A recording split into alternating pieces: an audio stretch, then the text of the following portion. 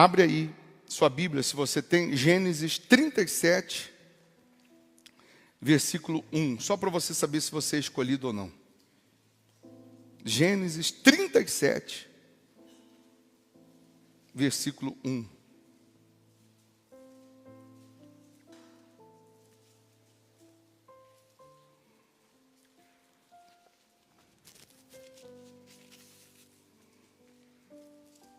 Diz assim: E Jacó habitou na terra das peregrinações de seu pai, na terra de Canaã. Estas são as gerações de Jacó. Sendo José, filho de Jacó, né? Sendo José, de quantos anos? De 17 anos, apacentava as ovelhas com seus irmãos. Sendo ainda jovem, andava com os filhos de Bila e com os filhos de Zilpa, mulheres de seu pai, e José trazia más notícias deles a seu pai. E Israel, que é o Jacó, que é o pai, e Israel amava a José mais do que a todos os seus filhos, porque era filho da sua velhice, e fez-lhe uma túnica de várias cores.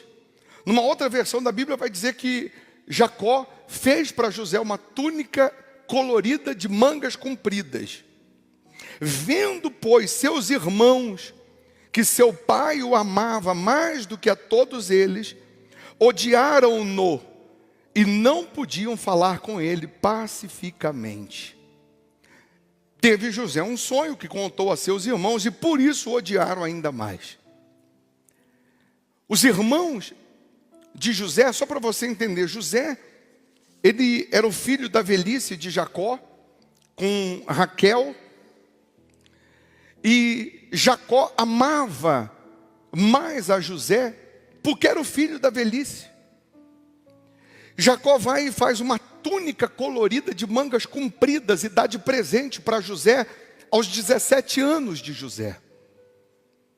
Qual o problema da túnica colorida de mangas compridas? Só usava a túnica colorida de mangas compridas naquela época o rei ou quem era sacerdote. Agora o pai de José dá uma túnica colorida para ele. Quando os irmãos de José viram que ele ganhou essa túnica colorida de mangas compridas, a Bíblia diz que eles já não tratavam mais, ou já não podiam falar com ele pacificamente. A Bíblia vai dizer que quando José recebe a túnica do pai, os irmãos passam a odiar José. Quando José conta o sonho que teve, os irmãos vão odiar, ou odiá-lo ainda mais. Mas os irmãos começam a odiar José porque ele recebe uma túnica colorida de mangas compridas. Eu queria que você entendesse a diferença. Eu queria que você compreendesse. Imagina agora, vamos nos transportar lá para a casa de Jacó. São 12 filhos, 12 irmãos.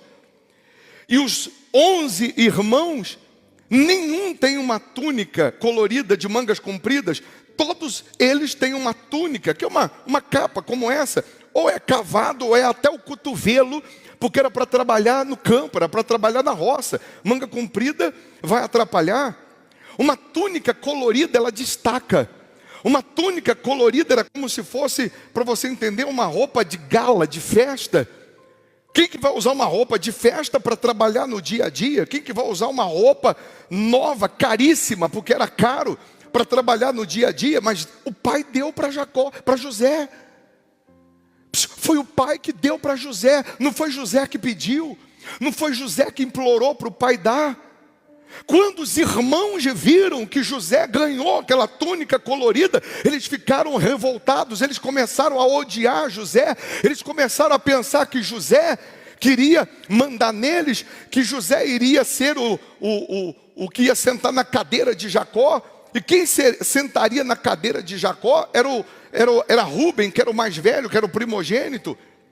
Quando José conta o sonho e diz que viu que o feixe que ele viu no sonho dele era muito maior do que dos seus irmãos, os irmãos interpretam o sonho da maneira que eles querem, e eles acham que José quer mandar neles.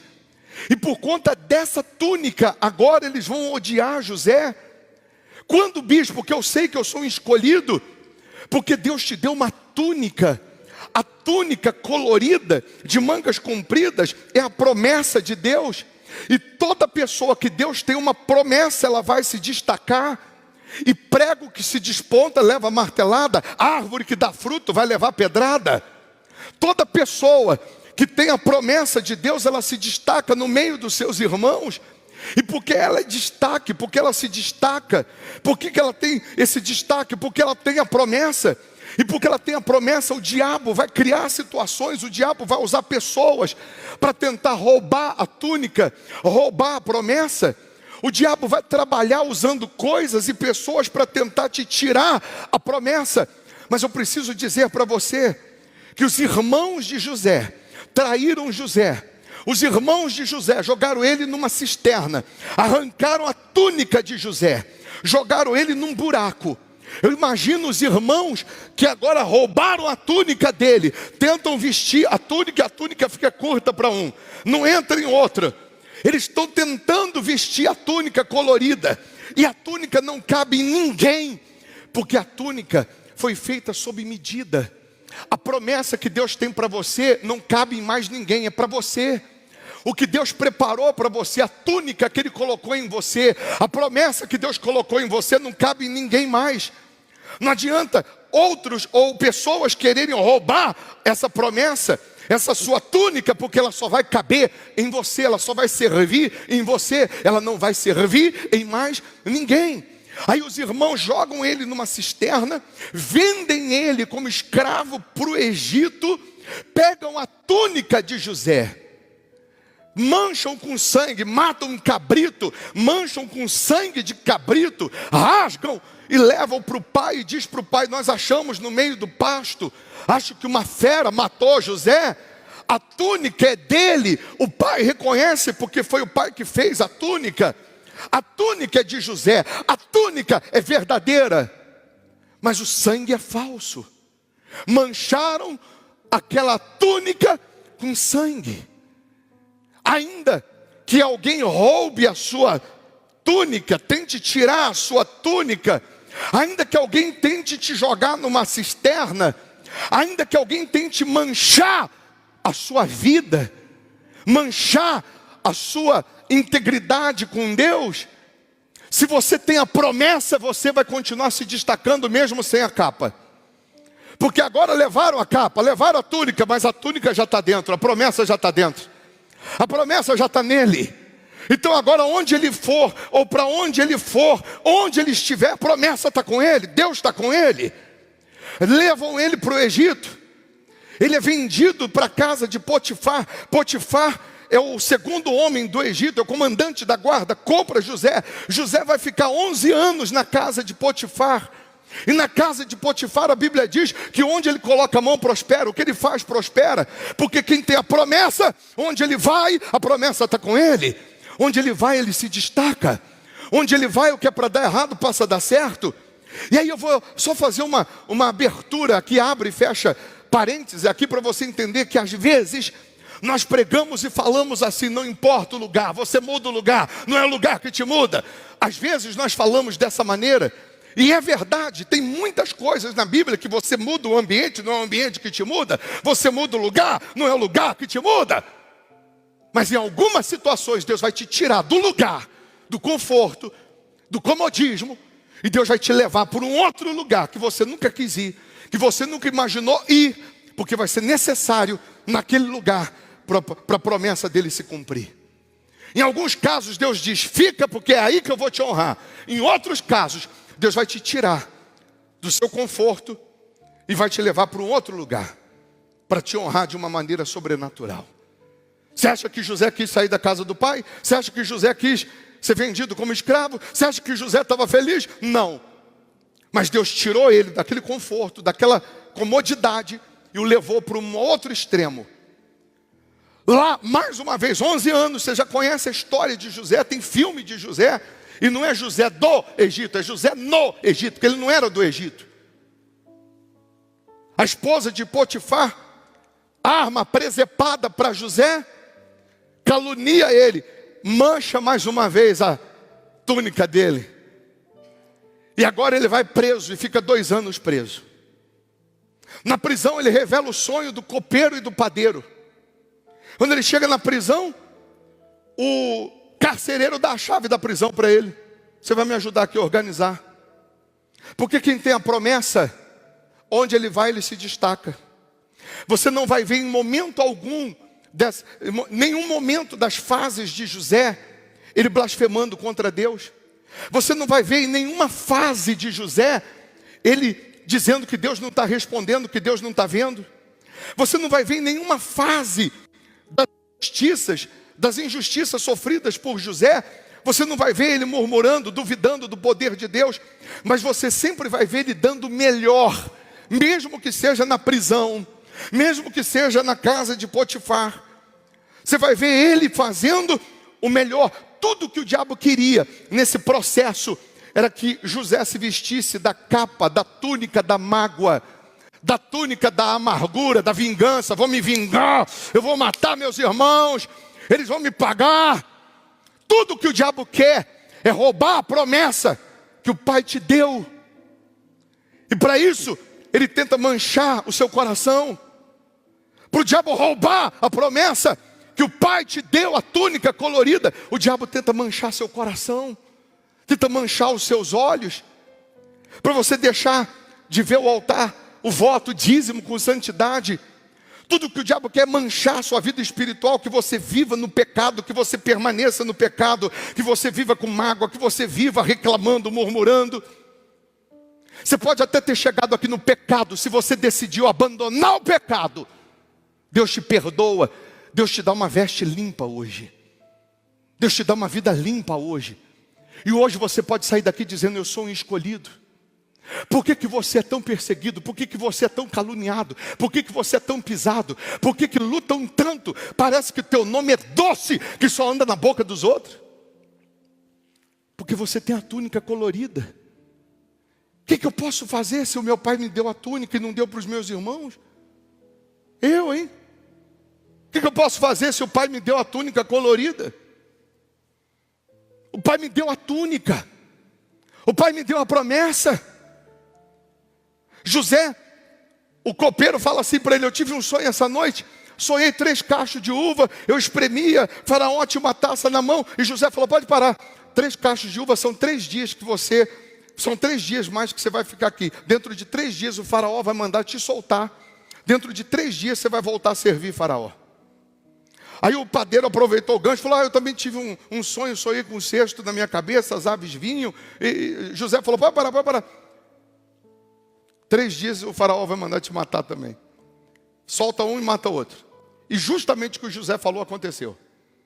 2 anos se passam. Faraó tem um sonho: 7 vacas gordas, 7 vacas magras, 7 espigas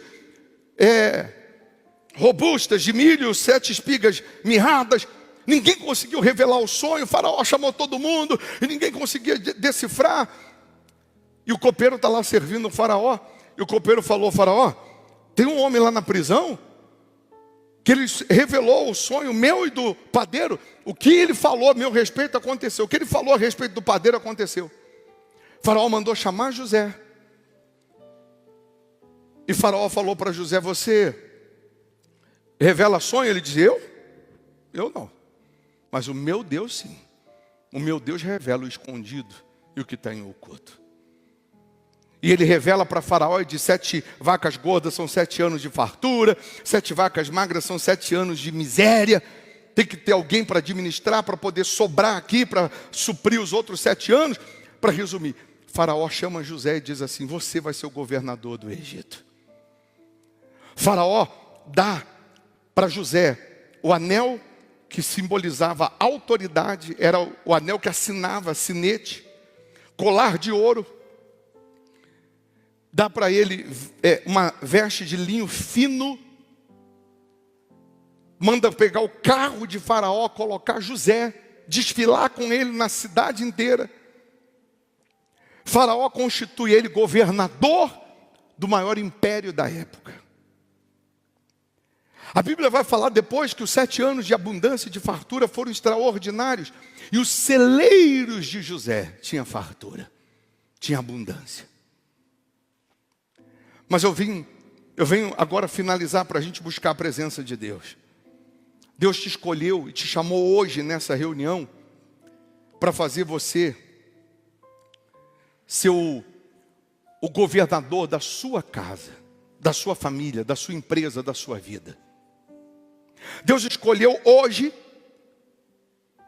para te tirar da cisterna, para te tirar da prisão, para te tirar dessas fases de humilhação, de sofrimento, para você ser o governador da sua casa, o governador da sua vida, para você ser o governador de uma etapa colorida, de destaque, de felicidade, de paz e de alegria. Assim como José, 17 anos, no mesmo ano que ele ganha a capa colorida, ele perde a capa. No mesmo ano que ele ganha a túnica, ele é jogado na cisterna e vendido escravo. Por que José ficou algumas horas na cisterna? Alguns dias até chegar no Egito. 11 anos na casa de Potifar e mais 2 na prisão, dá 13 anos. Porque ele assume como governador com 30 anos de idade. Por que ele suportou, superou, por que ele aguentou aqueles 13 anos de sofrimento? Porque os primeiros 17 anos da vida dele foram na casa do pai. Ele foi formado pelo pai. Ele aprendeu a depender, a confiar em Deus. Ele aprendeu a esperar em Deus. Ele aprendeu naqueles 17 anos que teriam fases da vida dele, que ele ia ter que ter paciência. Ele aprendeu que ele teria fases, que ele seria injustiçado, humilhado, caluniado. Ele aprendeu naqueles 17 anos que ele passaria pelo inferno que ele passou, mas que o Deus dele jamais o abandonaria. Quando você nasce na casa do Pai, quando você tem uma vida com o Pai, quando você tem uma aliança com Deus, você vai superar e suportar essas lutas. Deus está dizendo para você que está na cisterna, está na prisão, Deus está dizendo: aguenta. Aguenta. Jó, só sobrou um caco de telha, Jó. Então agarra o caco de telha e diz: eu sei que o meu Redentor vive, mas não morre. Porque ninguém consegue matar aquele que tem a promessa. Podem tirar a túnica, mas a promessa ninguém tira. Podem tirar a capa, manchar, sujar, mas ninguém tira a promessa. Podem te apedrejar, mas ninguém tira a promessa. Mais cedo ou mais tarde a promessa vai se cumprir. Mais cedo ou mais tarde a vitória vai chegar. Tem muito crente, tem muito cristão que não consegue alcançar a promessa, porque na hora do processo não resiste, não permanece.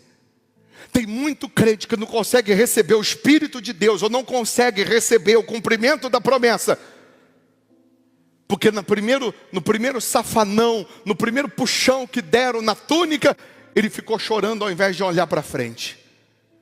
Primeiro empurrão que deram nele na cisterna, ele ficou colocando culpa em Deus e não continuou vivendo a fé.